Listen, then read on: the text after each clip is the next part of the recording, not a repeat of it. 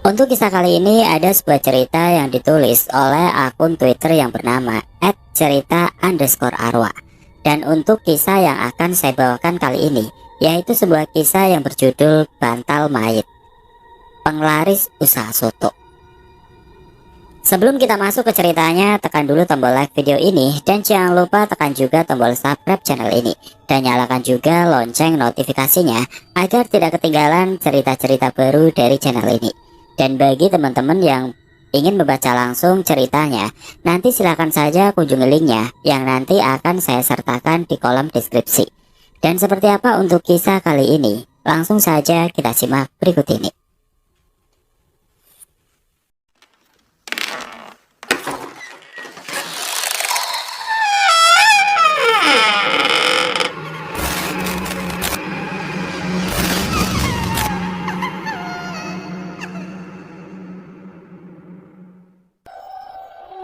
Bu Halimah dan Pak Syukur adalah pasutri yang baru saja mencoba peruntungan mengadu nasib di ibu kota untuk berdagang soto. Tapi bukannya untung, malah buntung. Itulah peribahasa yang tepat untuk mencerminkan usaha pasutri tersebut setelah setahun mencoba peruntungan berwirausaha. Segala cara sudah ditempuh Bu Halimah dan suaminya itu. Dari mulai memberikan diskon sampai dengan memberikan makanan gratis. Namun penjualan mereka masih saja seret. Tidak habis akal, Bu Halimah pun mengajak suaminya untuk pergi ke tempat praktek dukun supaya penjualan mereka laris. Lalu bagaimana kelanjutan kisah pasutri tersebut? Langsung kita mulai ke ceritanya. Pagi itu warung usaha soto Bu Halimah dan Pak Syukur ramai digeruduk oleh warga. Bukannya mau membeli soto, para warga tersebut justru datang dengan penuh emosi. "Sebaiknya kita geledah warung usaha soto pocong ini," teriak salah satu warga sambil memberikan komando. "Setuju," jawab para warga lainnya yang ikut hadir di depan warung usaha Pak Syukur dan Ibu Halimah. Beruntung, emosi warga yang memuncak pagi itu dapat teredam oleh kehadiran Pak Iwan, seorang guru ngaji yang juga mempunyai ilmu kebatinan. "Tolong, semuanya harap tenang ya ibu-ibu dan bapak-bapak. Negara kita ini negara hukum. Kita tidak boleh gegabah, main hakim sendiri, apalagi jika tidak ada bukti," sahut Pak Iwan yang masih mencoba meredam emosi para warga. Kalian ini apa maksudnya sih warung soto pocong? Kami gak ngerti," timpal Pak Syukur si pemilik warung yang mulai pucat pasi dan terlihat nampak gugup saat mengetahui warungnya itu digeruduk oleh warga sekitar. "Alah, Bapak ini pura-pura gak tahu ya. Bapak ngaku saja jika ini ada hubungannya dengan kejadian penampakan pocong Roni di sekitar sini akibat ulah Bapak," sambung Pak Hasan atau ayah kandung dari almarhum Roni. "Saya sebagai ibu gak terima anak saya Roni jadi setan pocong penasaran gara-gara ulah licik kalian pakai pesugihan. Kenapa harus anak saya, Pak? Kenapa? Apa salahnya kami kepada kalian?" ucap Bu Farida sambil terisak tangis. Yang membuat emosi warga semakin menjadi-jadi, ingin merangsek masuk warung milik Pak Syukur dan Bu Halimah untuk melakukan penggeledahan. "Tunggu dulu, tunggu. Biar saya saja yang menjadi perwakilan ibu-ibu dan bapak-bapak semua yang ada di sini menggeledah warung milik Pak Syukur. Jika kalian semua ikut menggeledah, yang ada malahan kalian ini akan membuat kekacauan dan merusak. Ingat, kalian boleh emosi, tapi jangan sampai tindakan anarkis kalian bisa menjadi bumerang bagi diri kalian sendiri," jawab Pak Iwan yang terus mencoba untuk meredam amarah. Mendengar hal tersebut, para warga yang datang saling beradu pandang dan berbisik-bisik satu sama lain. "Baiklah kalau begitu, kami serahkan kepada Pak Iwan saja untuk menggeledah warung soto itu," jawab Usman, warga yang paling vokal menyuarakan penggeledahan. "Baik, jika kalian mau menggeledah warung kami, silakan. Apabila tidak terbukti warung kami ini melakukan pesugihan pocong seperti yang kalian tunjukkan, maka kalian semua akan kami tuntut karena pencemaran nama baik. Jika kami yang terbukti bersalah, maka kami bersedia untuk pergi dari sini," tantang Pak Syukur. Pak Iwan kemudian dipersilakan masuk ke dalam warung.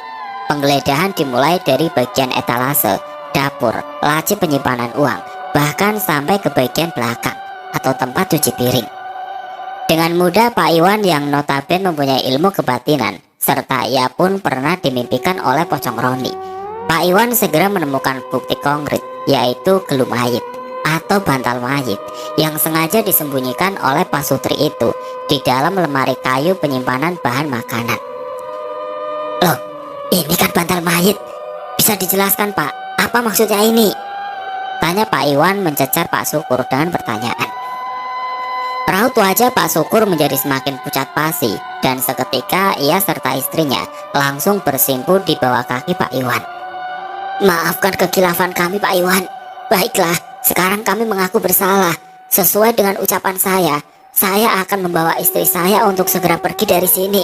Tapi saya mohon Pak Iwan, jangan biarkan warga membuat kekacauan di warung kami Pak. Rengek Pak Syukur dengan berlinang air mata dan juga istrinya. Sudahlah Pak, Bu, jangan lagi bersimpu di bawah kaki saya. Sebaiknya bersimpulah meminta maaf kepada Allah yang Maha Kuasa. Mohonlah pengampunannya Pak, karena kalian sudah menyekutukan Allah dengan berbuat kemusyrikan seperti ini, ucap Pak Iwan lembut. Sebelum melanjutkan percakapannya, Pak Iwan segera menuju keluar warung untuk membubarkan kumpulan warga yang masih menunggu hasil dari penggeledahan Pak Iwan. Sudah, kalian yang tidak berkepentingan sebaiknya pulang. Biar urusan ini akan saya tangani. Jangan kalian datang lagi ke sini, karena nanti yang ada masalah ini malah semakin runyam, ucap Pak Iwan memberikan instruksi. Para warga pun akhirnya satu persatu meninggalkan warung soto milik Ibu Halimah serta Pak Syukur. Namun begitu Pak Hasan dan istrinya mau kembali pulang, Pak Iwan membisikkan sesuatu di telinga Pak Hasan yang membuat ia serta istrinya tidak jadi membubarkan diri. Tunggu sebentar Pak Hasan, jangan pulang dulu, sebab saya sudah menemukan buktinya, bisik Pak Iwan. Seketika wajah Pak Hasan menjadi merah padam. Benarkan dugaan kami?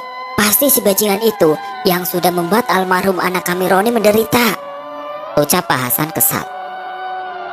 Tolong Pak Hasan dan Ibu Farida sabar. Kita dengar dahulu alasan dan pengakuan dari Pak Syukur serta Ibu Halimah di dalam, ucap Pak Iwan sambil mempersilahkan masuk. Di dalam warung soto, Pak Sutri itu masih terisak tangis. Mereka seperti benar-benar menyesali perbuatannya itu.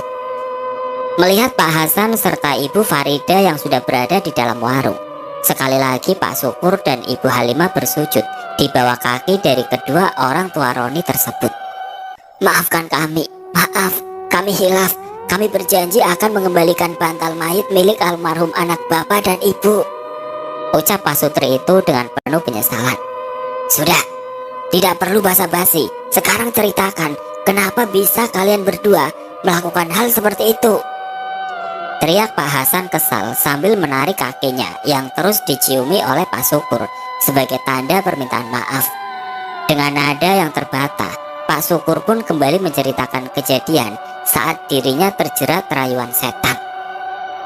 Pak Syukur dan Ibu Halimah adalah Pak Sutri yang berasal dari salah satu kampung di wilayah Jawa Timur. Di kampungnya, hidup Pak Syukur dan Ibu Halimah cenderung pas-pasan, bahkan seringkali kekurangan karena pekerjaan Pak Syukur yang serabutan. Setelah Pak Syukur mendapatkan warisan dari sang ayah yang jumlah tidak seberapa itu, ia lalu nekat mengajak istrinya Ibu Halimah untuk merantau ke kota Surabaya untuk mengadu nasib di sana. Karena kurangnya pengalaman dan juga banyak perhitungan dagang yang meleset, membuat Pak Syukur mengalami kerugian di bulan-bulan awal buka usaha. Pak Syukur sudah mencoba berbagai cara, dari mulai membuat diskon, membuat menu gratis, bahkan sampai beberapa kali mencoba berpindah tempat mangkal. Namun ia tidak juga mendapatkan keberuntungan. Seringkali Pak Syukur dan istrinya harus menerima kenyataan pahit jika makanan soto miliknya itu basi. Kalaupun terkadang ada di mana hari penjualan sedang ramai, namun pasti di hari berikutnya penjualan soto milik Pak Syukur harus sepi pengunjung. Keadaan itulah yang membuat Ibu Halimah terbesit niatan untuk mencari dukun agar usahanya tetap konsisten mendatangkan pelanggan yang banyak. Berdasarkan info dari mulut ke mulut, Ibu Halimah kemudian bertemu dengan seorang dukun ilmu hitam yang sebut saja Mbak Jarot. Setibanya di rumah Mbak Jarot, Ibu Halimah serta suaminya langsung mengutarakan niatnya agar supaya warung sotonya laris. Walah, perkara mudah itu. Kalau kalian berdua mau usaha soto kalian itu laris, bisa saja. Tapi ada hal berat yang harus dilakukan, ucapnya sambil mulutnya berkemat-kamit. Apa mbak syaratnya? Tanya Pak Syukur. Bisa tidak kalian ini mengambil gelu mayit namun dalam keadaan belum dikuburkan. Singkatnya, gelu mayit atau bantal mayit itu kalian curi sebelum dimasukkan ke dalam liang lahat dengan jenazah, ujar si dukun. Bu Halimah dan Pak Syukur saling bertatap mata, menyiratkan jika mereka berdua tidak sanggup. Anu mbah, kok persyaratannya ini berat ya? Boleh nggak kalau diganti saja dengan persyaratan lain? Lagi pula di tempat kami ini sepertinya belum ada tanda-tanda orang yang sedang sakit keras dan mau meninggal, jawab Pak Syukur dengan nada yang pelan. Tidak bisa. Jika kalian tidak sanggup, ya sudah, lebih baik tidak usah sama sekali, ujar Mbak Jarot yang lalu menyuruh mereka berdua kembali pulang saja. Dalam perjalanan pulang, Bu Halimah hanya menggerutu kepada suaminya. Sudah jauh-jauh datang, kok ya malah diusir toh Pak? Aduh, gimana ini kita? Cerocosnya. Sudahlah Bu, berarti kita ditakdirkan untuk usaha yang jujur, sahut Pak Syukur lemes. Selama berbulan-bulan keadaan usaha soto mereka masih saja seperti tidak ada kemajuan.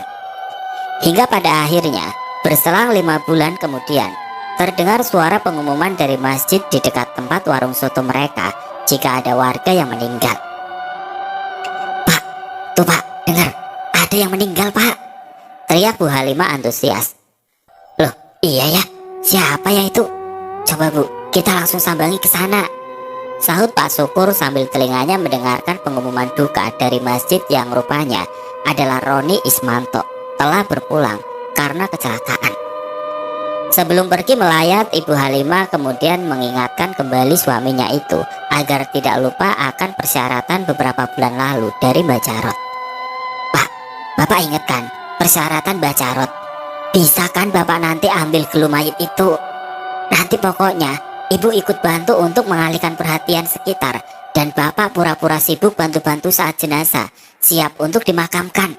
Setelah keadaan aman, barulah kita bergerak cepat mengambil gelu mayit itu Pak, komando dari Bu Halimah. Pak Syukur kemudian teringat lagi persyaratan yang diberikan oleh Mbak Jarot. Ia sempat berpikir apakah hal itu akan ia benar-benar lakukan, karena pasti resikonya besar jika ketahuan. Loh, malah melamun sih Pak. Ayo, segera kita ke sana sebelum banyak orang, sahut Ibu Halimah sambil menarik tangan suaminya itu menuju ke pemakaman tempat Roni akan disemayamkan. Tak seperti ada keberuntungan di pihak Pak Syukur serta Ibu Halimah. Secara kebetulan, keadaan sore itu sedang gerimis lumayan deras, sehingga jarang ada warga yang berkumpul saat proses penggalian kubur serta pembuatan gelu mayit. Pak Syukur dan Bu Halimah pun tidak menyia-nyiakan kesempatan itu untuk langsung mencuri bantalan mayat tersebut, dan dengan cepat mereka memasukkan ke dalam tas milik Bu Halimah. Setelah berpindah tangan, gelu mayit itu segera dibawa kembali kepada Mbak Jarot untuk diberi jambi-jambi. Nah, bagus, bantalan ini akan saya pergunakan untuk memanggil korin dari si mayit. Nantinya arwah atau korin tersebut yang akan membantu kalian untuk melariskan usaha soto, ucap Mbak Jarot. Mbak Jarot langsung mengasapi gelu mayit dengan asap dari kemenyan yang dibakar, sambil mulutnya menjambi-jambi mantra. Tak lama muncul sekelebat asap tipis yang membumbul menyerupai silet pocong berdiri di sisi Mbak Jarot. Ini adalah majikanmu, dan kamu harus mengikuti perintahnya ya arwah, ucap suara Mbak Jarot. Sesudah ritual tersebut, Mbak Jarot berpesan untuk menjaga baik-baik gelu mayit itu dan disimpan di tempat yang tersembunyi. Baiklah, sudah selesai. Sekarang pulanglah kalian dan simpan gelu mayit ini, ucap Mbak Jarot. Bu Halimah dan Pak Syukur lalu berpamitan pulang sambil memberikan amplop kepada Mbak Jarot dengan pecahan uang 50 ribuan sebagai tanda balas jasa. Di perjalanan, Pak Syukur kembali membuka pembicaraan dengan istrinya. Bu, apa benar ya? Hanya dengan menyimpan bantalan mayit ini, orang bisa langganan di warung soto kita? Tanya Pak Syukur ragu. Benar atau tidaknya, kan setidaknya kita sudah mencoba berusaha, Pak. Ya, tinggal tunggu aja hasilnya nanti.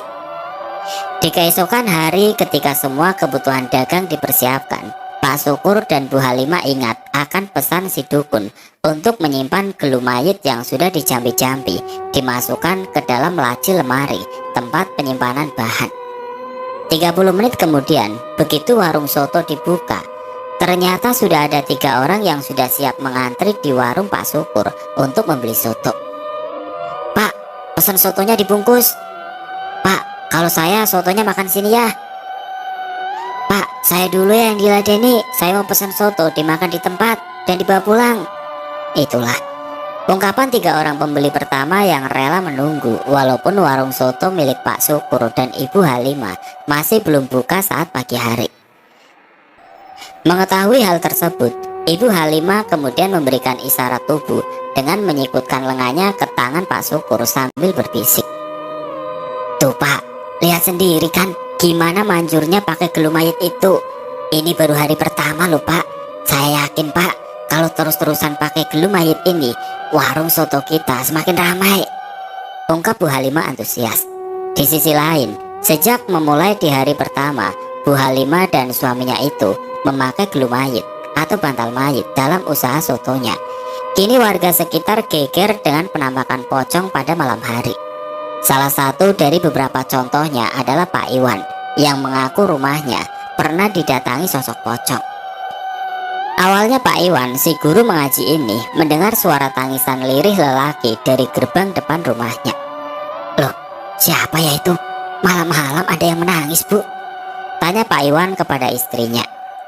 Iya Pak, kok tumben Pak? Jam 2 malam begini ada suara orang menangis. Pak Iwan segera membuka pintu gerbang rumahnya. Tapi ia tidak melihat ada siapapun di sana dan suara menangis itu pun hilang. Pak Iwan. Terdengar lagi suara panggilan yang jelas di telinganya saat Pak Iwan mau kembali ke dalam rumah. Seketika Pak Iwan menoleh, mencari-cari siapa yang memanggil namanya, namun ia masih belum menemukan ada siapapun di sekitarnya. Pak Iwan, di sini Pak, tolong Pak, saya mau pulang. Kini suara itu semakin jelas terdengar yang mengarah ke bawah pohon mangga di halaman rumah Pak Iwan. Pak Iwan segera mendekat ke sana dan nampak terlihat almarhum Roni atau bekas murid mengajinya yang baru meninggal dengan terbalut kain kafan. Berkali-kali Pak Iwan beristighfar sampai sosok mengerikan di depannya itu menghilang. Saat Pak Iwan kembali tertidur, ia dimimpikan didatangi oleh sosok pocong yang sama. Namun kali ini sosok pocong itu nampak terlihat sedang menangis, berdiri tepat di depan warung soto milik Ibu Halimah. Pak Iwan, tolongin saya Pak, saya gak bisa pulang. Kejadian penampakan sekaligus mimpi yang dialami Pak Iwan nyatanya dirasakan juga oleh beberapa warga lain yang sedang berjalan melewati warung soto milik Ibu Halimah. Sering melihat penampakan pocong setelah mendengar suara lirik tangis. Karena sewaktu itu warga masih menganggap penampakan pocong dan suara tangisan lelaki dari warung soto milik Pak Syukur adalah kabar burung. Warung soto milik Pak Syukur masih saja ramai dikunjungi oleh pembeli di siang hari. Bahkan sampai rela mengambil nomor antrian panjang hanya demi untuk membeli semangkuk soto tersebut. Perlahan kabar burung mengenai warung soto milik Pak Syukur makin santer terdengar. Pak Hasan, Roni sepertinya meninggal tidak wajar Pak, ucap Usman yang sengaja menemui Pak Hasan di rumahnya. Mendengar hal tersebut, seketika raut wajah Pak Hasan merah redam. Ada rasa tidak terima, namun ia pun seperti menyembunyikan sesuatu. Jangan sembarangan bicara kamu Usman, bentak Pak Hasan. Tunggu dulu Pak Hasan, biar saya jelaskan. Saya pernah mengalami sendiri Pak. Saat sekitar jam 9 malam, saya baru pulang dari hajatan. Saya mendengar suara tangis lirih dari warung soto milik Pak Syukur. Setelah saya dekati, ternyata muncul sesosok siluet pocong yang wajahnya saya yakin sekali itu Roni. ucap Usman terbata-bata. Pak, jangan-jangan benar desas-desus tentang pocong itu adalah Roni, anak kita. Kita sekarang sudah tidak bisa diam lagi, Pak. Kita harus berbuat sesuatu. Bapak juga pernah kan merasakan sendiri melihat penampakan pocong, dan juga seringkali dimimpikan anak kita Roni menangis meminta tolong. Sahut istrinya yang ternyata dari tadi ikut mendengarkan pembicaraan Usman dan Pak Hasan dari belakang. Pak Hasan menarik nafas. Ia memang beberapa kali didatangi oleh sosok mengerikan pocong yang setelah diamati itu adalah Roni. Pak Hasan juga sudah melakukan acara tahlilan, baik 3 hariannya, 7 hariannya, bahkan saat 40 hariannya sepeninggal anak laki-lakinya itu. Namun arwah Roni seperti masih bergentayangan untuk meminta tolong karena tidak bisa pulang. Pak Hasan lalu memutuskan untuk mendatangi orang pintar bersama dengan Usman. Pak Hasan ingin agar permasalahan kabar burung seputar anaknya menjadi pocong mendapat titik terang atas penyebabnya.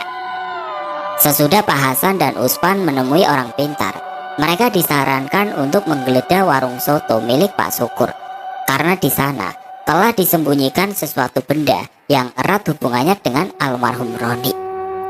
Beruntunglah saat Pak Hasan serta Usman ingin melakukan penggeledahan bersama dengan warga lain, Pak Iwan bisa mencegah mereka untuk tidak berbuat anarkis. Kini bantalan mayit itu langsung diserahkan kepada Pak Hasan dan Ibu Farida, sedangkan Pak Syukur dan Ibu Halimah setelah kejadian warung sotonya ramai-ramai didatangi oleh warga, tidak pernah lagi menampakkan batang hidungnya.